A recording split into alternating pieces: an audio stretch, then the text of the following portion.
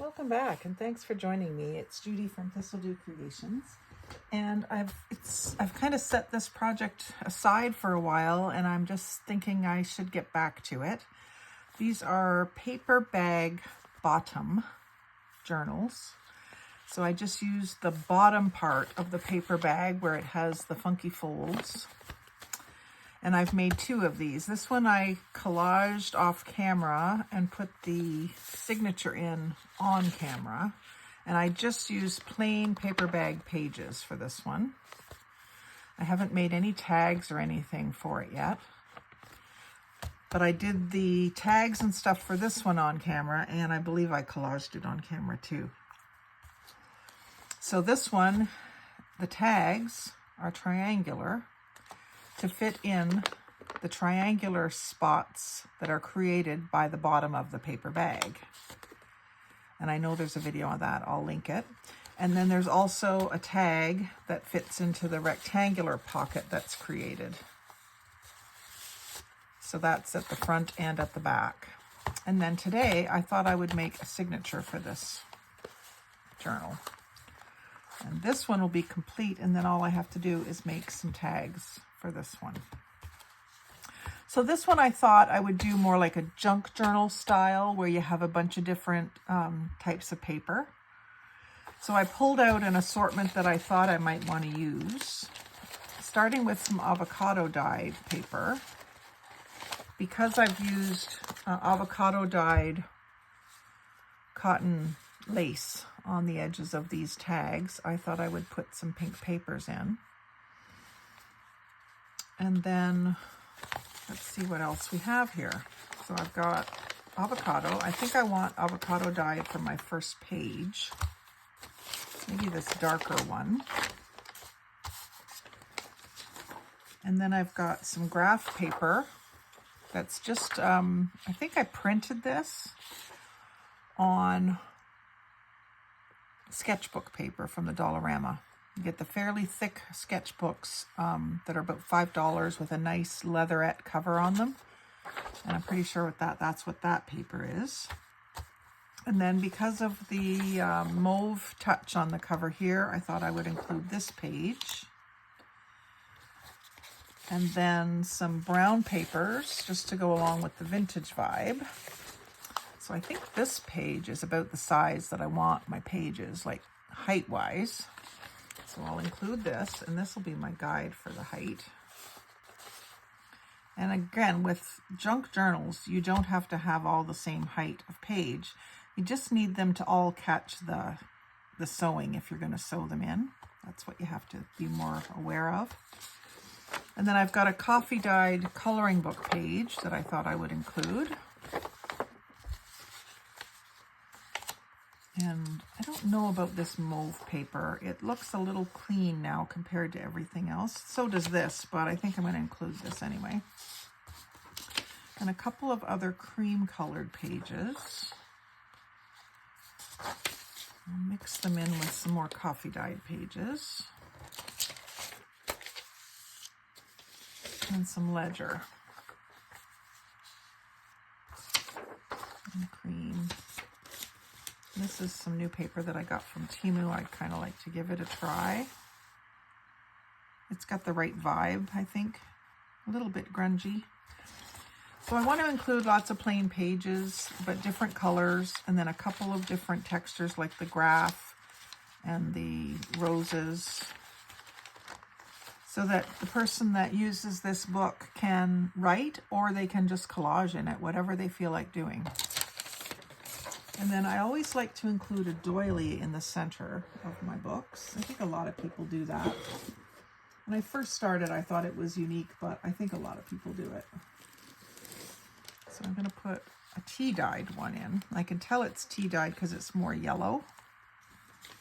And you can see there where I layered it between the papers, and it created a beautiful tea-dyed page with a doily imprint. I think that's enough pages. 1, 2, 3, 4, 5, 6, 7, 8, 9, 10. 10's a good number. And of course, a lot of these are too tall. I don't want to have it pages sticking up and down out of the bottom, because if you want to put it on a bookshelf, it won't look very tidy. So like I said, I was going to use that narrow page as my guide because it's about the right width. It's almost perfect. So that tells me that my doily is too big.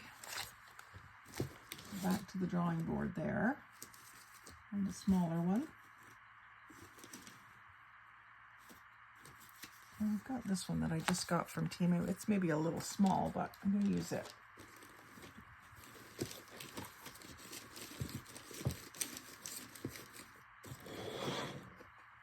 I have a couple of my new Temu things in here.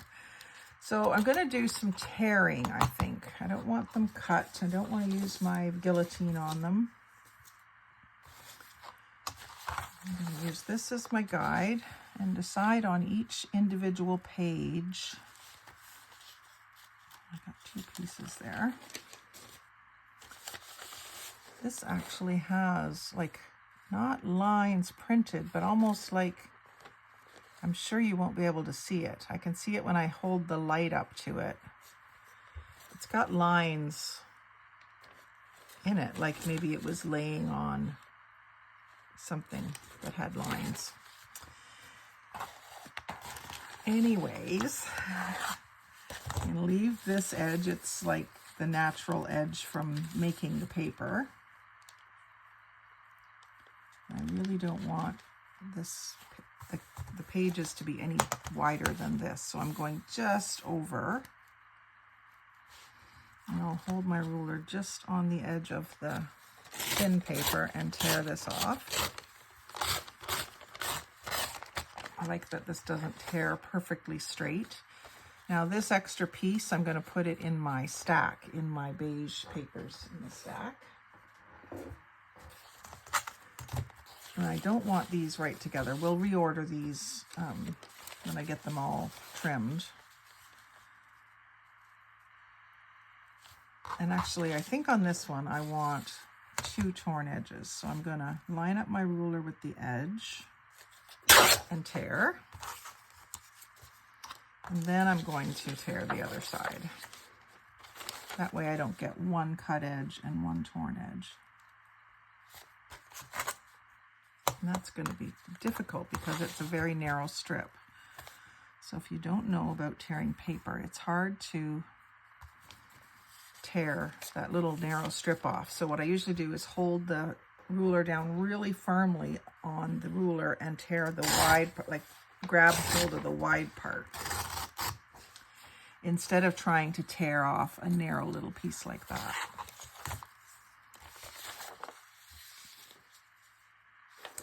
And then I'm going to do the same thing here. I'm going to do a tear. This isn't too bad. I can get a hold of it. You really want to keep the pressure. Notice how I keep moving my thumb so that that pressure is there right beside where I'm tearing.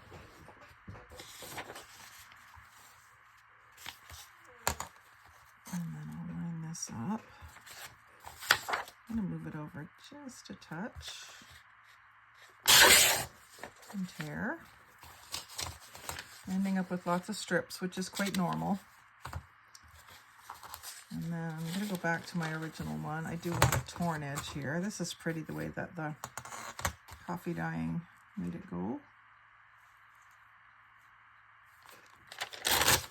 Oops. I don't think I did this one. I think I got this one in a swap or something in Happy Mail. I like that little bit on.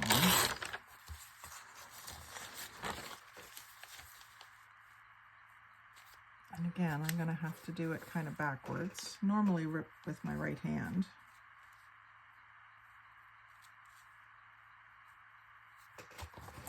I'll get my ruler down where I want it. And really put a lot of pressure so that the paper doesn't pull out from underneath the ruler. And keep moving my pressure point to where I'm tearing. That works well. Now this, I do want that bow in there. So I think I'll leave that as a straight edge.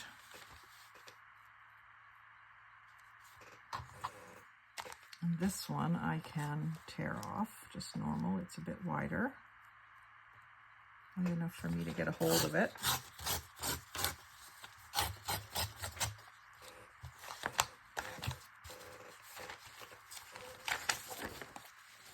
And then the roses, I think I'll go right down the middle of the roses and get rid of the blank edges. Even though this one has like where I tore it out of the book, that's kind of cool. Maybe I'll leave that.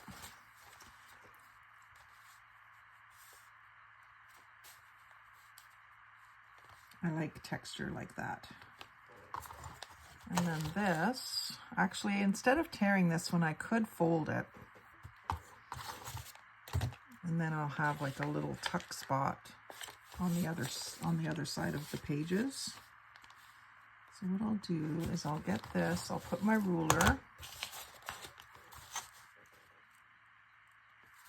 and I'll fold it up and crease it with the ruler.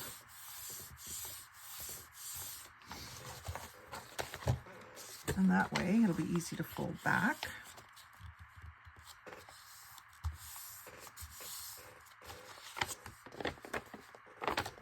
And that gives me the size I want, the textured edge, and then a tuck spot built right into a page. I may do the same thing with this one, rather than cutting it. This one might seem like a bit of an oddball in here, but I wanted a little bit of purple. Because I have that purple flower on the front of the book.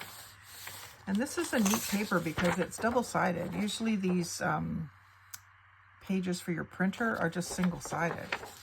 So that's interesting. And I think I will also fold it back this way so I got that border.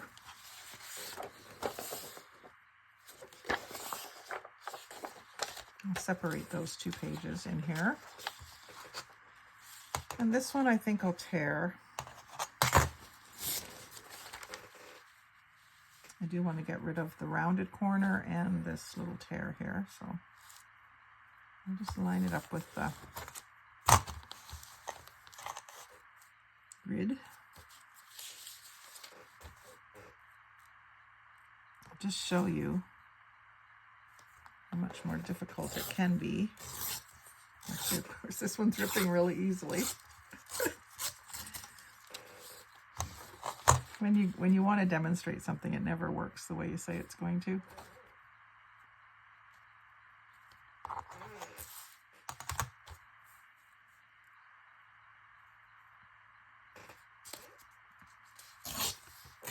You do want to maintain your pressure right where you're going to be tearing.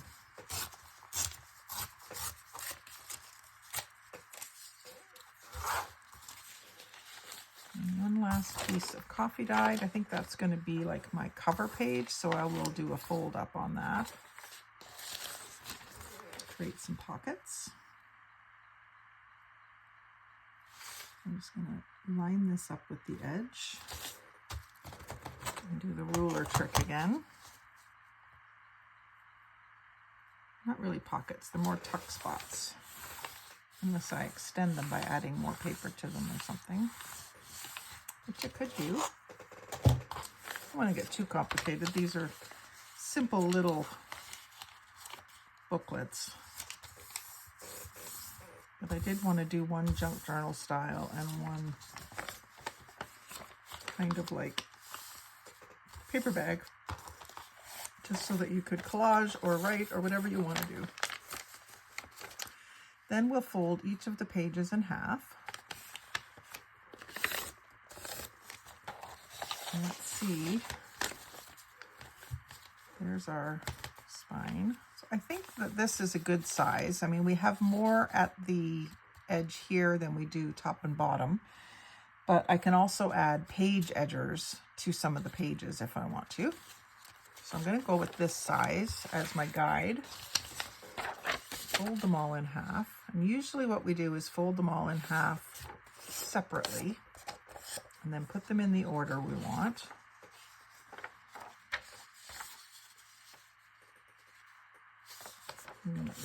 Pages like this that are different on each side, you have to decide which side do you want to see when you are flipping through the book, right?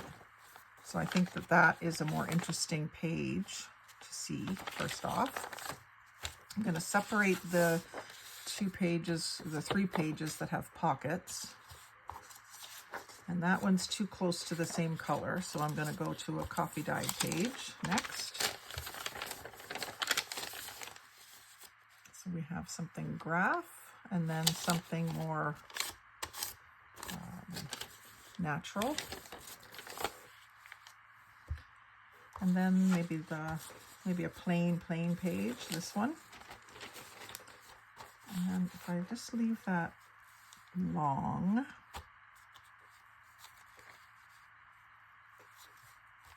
I can trim it.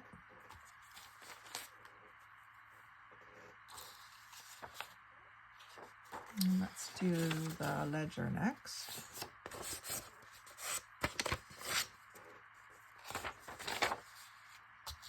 And then this cream colored paper.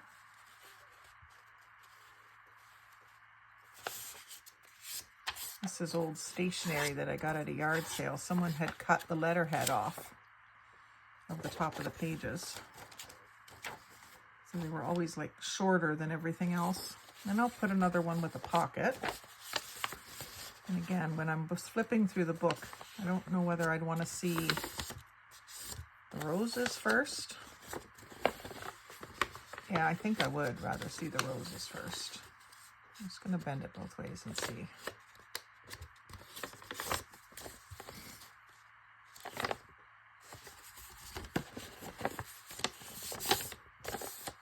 You do also want to pay attention to, when you're assembling your signature, that all your pockets are on the bottom and any paper that is directional is right side up.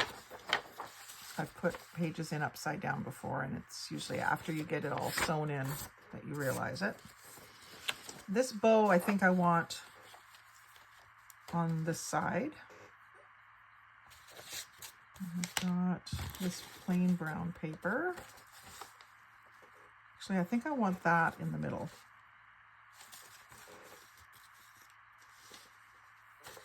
So I'll put in this page that,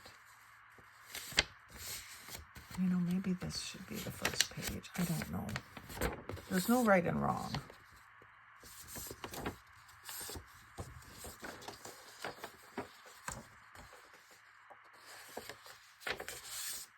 If I do it like this, I could put this doily up against it.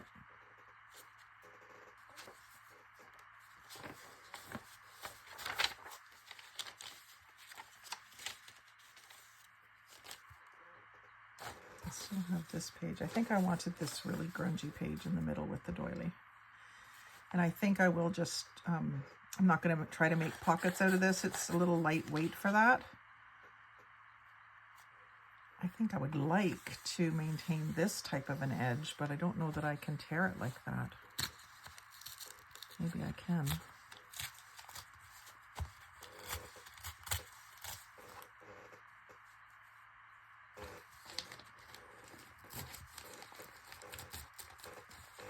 I don't want it straight. I want it to look more natural.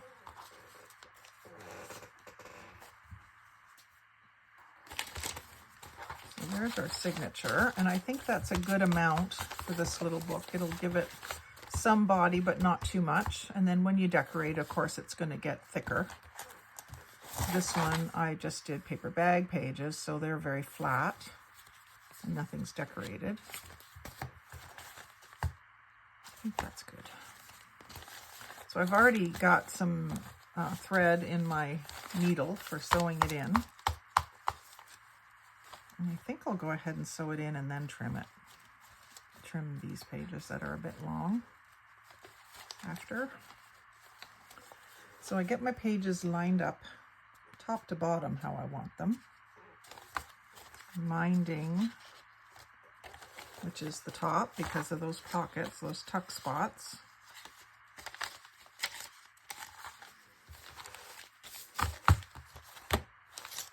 Make sure they're right side up. And I want to clip this in. I want to make sure those are seated down in there. And I'm going to clip it into the book, into the cover.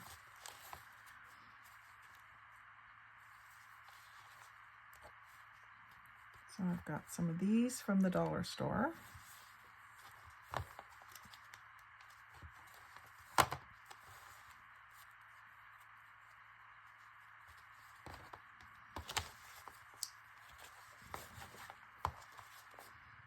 I think there'll be enough on this one. Sometimes I use the bulldog clips as well,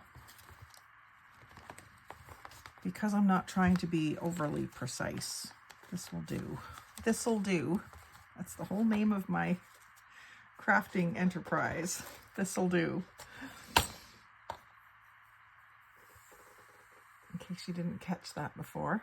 And then I did pull out a template, which just helps you get those holes punched in the right location. You want your template to be the same width as the height of your spine. You want the same height as your spine. So that's what this is. And all this template is, I'll show you how to make one because they're super, super easy. You get something the height of your spine. You fold it in half lengthways.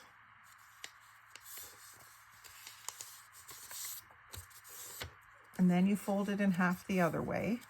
That gives you the location of your center hole if you want it all centered. And then you fold down a flap at each end, the same distance at each side. And that gives you your other two holes. It might not be the same every time unless you measure, but it doesn't matter as long as they're equal distant from the center. And then what I usually do is I will darken up those spots because my eyes can't see just a crease on paper. You got younger eyes, you might be able to skip this step, but I find that very helpful to see where I'm supposed to poke. And then I have a neoprene pad that I put underneath. And then when I do my holes, quite often I will clamp this in as well, just so it doesn't move on me.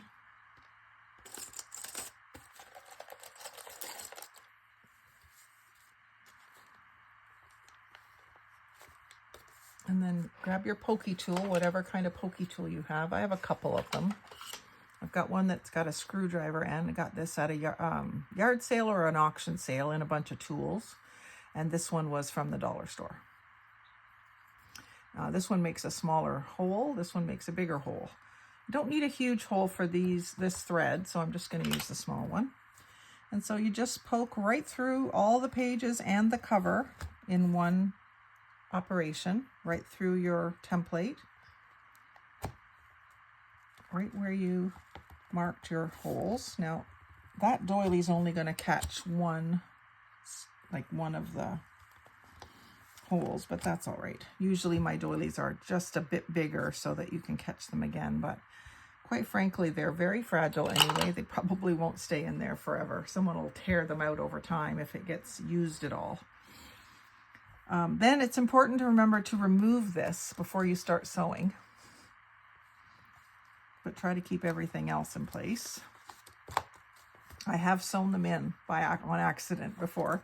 And then I discovered a method where I make my template out of pretty paper and leave it in and make it pockets. But you can't really do that and the doily unless you make it really wide so that it's wider than the doily. I suppose I could have done that here, but I didn't. We'll do that another day. So then to sew it in, this is called the 3-hole pamphlet stitch, and you've seen it all over YouTube, I'm sure, but I'll just show you how I do it. Start in the middle usually. I think when you start in the middle, you end up with your bow in the middle. On this one, I started on the outside of the book, and I ended up with my bow on the outside. I did that because that was a bulkier cord. I think for this one, I'll just do it starting on the inside of the book. Go to the outside. And then you're going to want to catch your end so it doesn't pull through. So I usually just lift a clamp and stick it under there. Because you're going to want to tug firmly. Make sure that you've got your cords all tight. And then you go back in. It doesn't matter which end you go back in. You can go in either end. Pull it kind of tight. And then you go all the way to the other end and go out. And just make sure you don't get your cord all tangled around your clamps. You can pull that loose end through. And then you come back in the same hole, the same center hole, but from the outside. And you see you've got a string here. You're going to have a string here now too. And pull that snug. And you just come up, make sure you're coming up on the opposite side of that center cord where you went from one side to the other. Because then what you're going to want to do is give everything a good tug, make sure it's tight, and then tie a knot around that center cord and take it off your needle now. And I usually just tie a knot. Got lots of string here. I did it 4 times the height of the book, and you really don't need that much. I think I'm going to leave these long and possibly add some charms to it. These can come off now. It's not going anywhere. And I labeled this large paper bag journal 7 1/16. I just keep them in the top of my little book binding box in case I can reuse them. So now that's a book. We made a book. So I can go back in now and decide what to do with, like, this page is too long, too wide. I don't think it's strong enough to do a tuck spot with, so I'm going to tear it off. I'm going to just use the page underneath as a guide of where to tear it. I'm hoping I get a little bit of a rough edge, and it did. It gave me a little bit of a feathery edge. This page is not as wide as the others, and that's okay. I'll do this one too.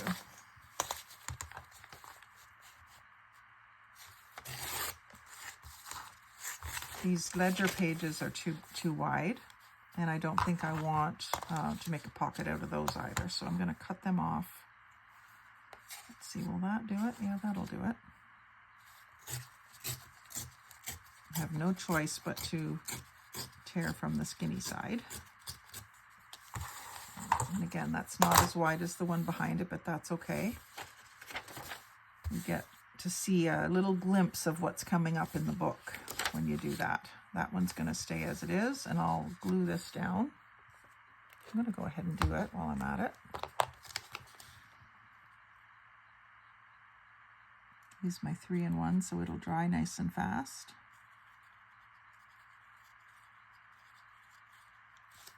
Don't need a lot. And then this bow paper can stay the size it is, and so can the purple paper. I love that this is going to stick out a little bit. Oh, I didn't do my gluing on my bow paper, or my purple paper.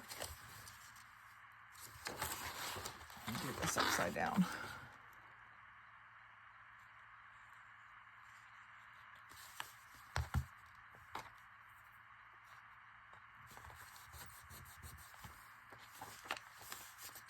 That's the one I glued. There's my center.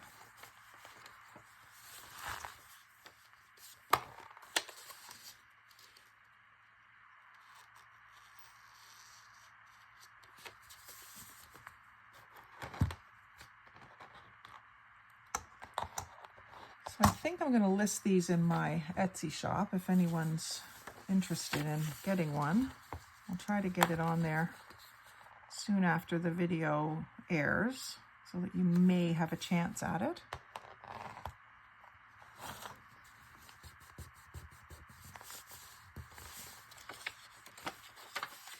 These pages are all good. This one will be too long, like the other one was. Actually, it's not too long. It doesn't stick out beyond the cover. But I still think I want to trim it. I think I'll trim it back to here. Again, so that you get like a little glimpse of the next page.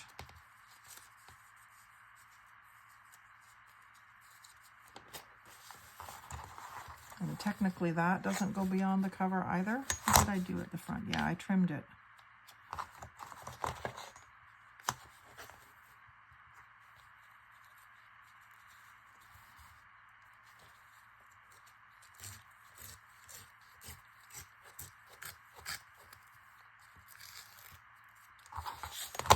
Not perfect, and that's okay.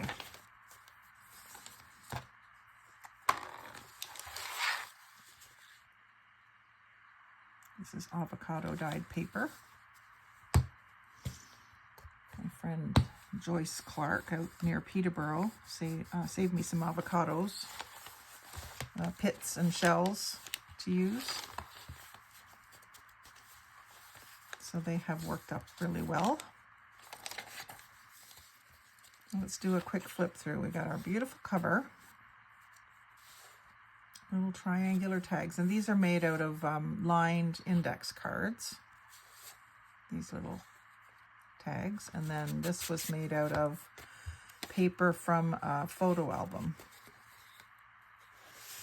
And I did a die cut on there and like a faux postage stamp, but this is one of my fodder flowers inspired by Linda Stiles.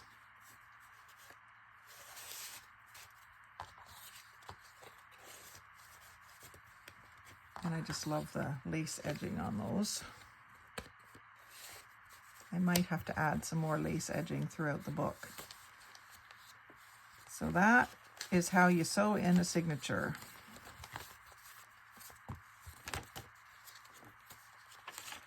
Interesting mix of pages in this one. A few pockets. I'll add pockets onto some of the pages too, especially if I make special ephemera for this book. I do like the scruffiness of this page, and I actually don't mind that it's like wider over here than it is over there, although I might shorten it. Yeah, I think I'll shorten it.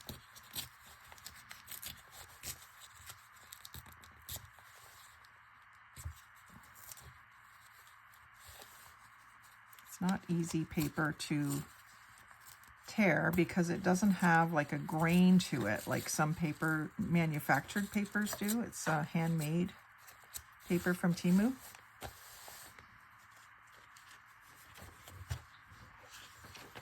I like the way this is looking so far, and I can't wait to get decorating it some more. So do join me when I post the next video for this project, and eventually we'll be done them. Like, comment, share, and subscribe. Most of all, have a great day and happy crafting.